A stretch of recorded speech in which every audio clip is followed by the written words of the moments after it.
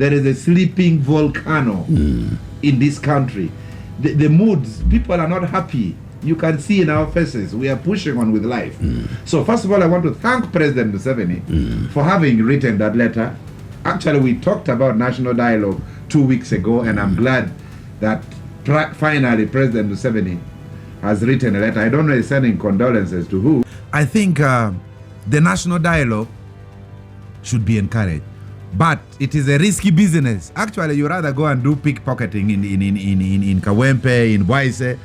It is more safer than to go in the corridors of State House and start saying, Your Excellency, President Museveni, we want to know the post-Museveni era. You'll probably get an answer like that of Mugabe, who says that the British are interested when I'm leaving power. When is the Queen also leaving what? Power. So this is a national challenge where we have. And for me, I see there is already a generational positioning that is happening. The emergence of MAO, position of the Deputy Speaker, is not a coincidence. The comments, the kind comments of General Muhoozi on MAO's candidature is not a coincidence. The withdrawal of Jimmy Akena during the presidential race, he was spitting fire until they had to ask him to take leave. He was someone's visitor for like 2-3 weeks in Kapeka. There was a lot of just ceasefire, So the discussion is now getting generational, and it is both voluntary and involuntary. But for me, I would even put on my best suits if I am listed on those who are to go for a national dialogue with President Museveni, because there are issues to me that needs to be answered. Issues like that. Like, for example, out of 10 UPDF MPs, how do you have 50% representation from one tribe? I have been engaged in dialogue. Yes. And I've, like the Inter-Party Organization for Dialogue, which is recognized. We have a working MOU. We've had summits. I've chaired a summit, which included President Museveni. I know the work which it took.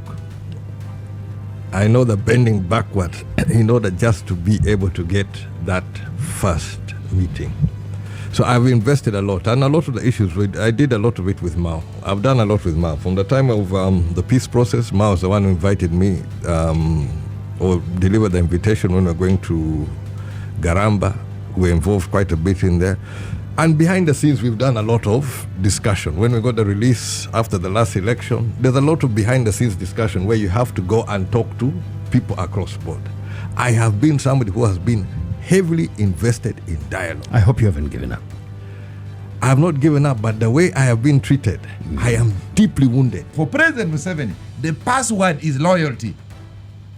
So his guerrilla tactics have followed him into the state. If you are not loyal, he cannot work with you. Secondly, the second strength of President Museveni, which to me is the biggest, is getting people who don't believe in you onto your side. He believes in winning people.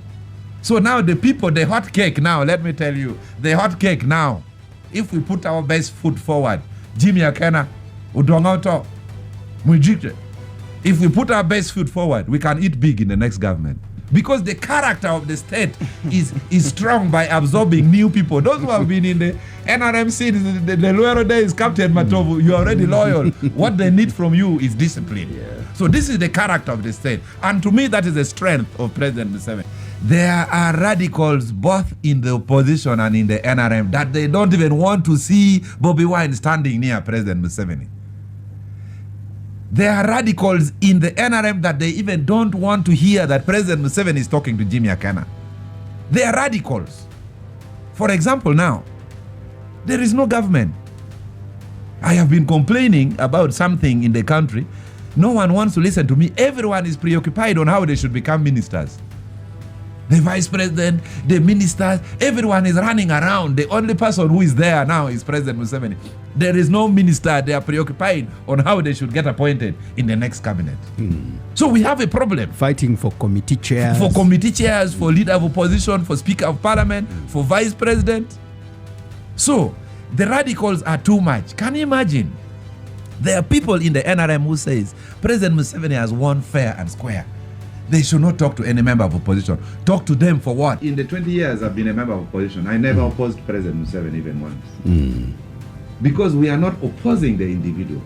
Our role in the constitution is to check government and find out what is right. There are so many issues to oppose other than opposing President Museveni, the individual. For example, I would ask, why would we pay 1.6 billion shillings to build a kilometer of tarmac road in 3.6 billion shillings to build a kilometer of tarmac road in Uganda? Yet the same road in Rwanda is costing 1.6 billion. That is something to oppose.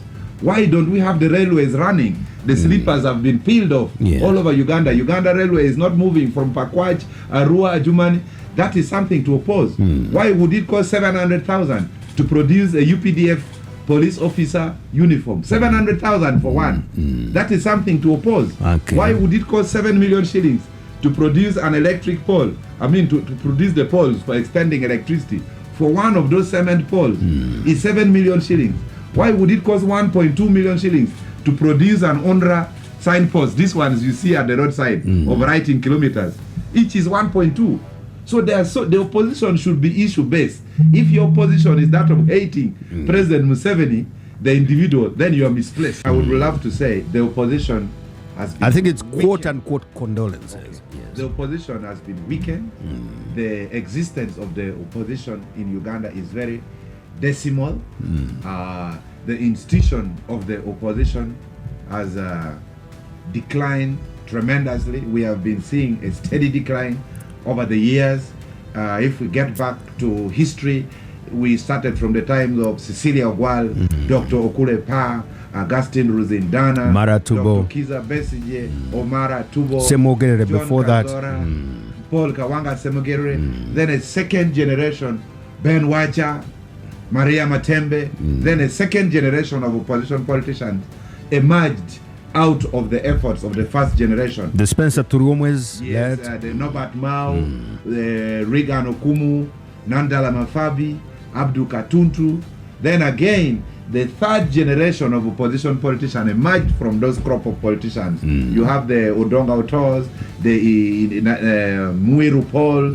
It's kind of generation. Mujiche, again, that's the fourth generation of young opposition politicians. Nicholas Opio.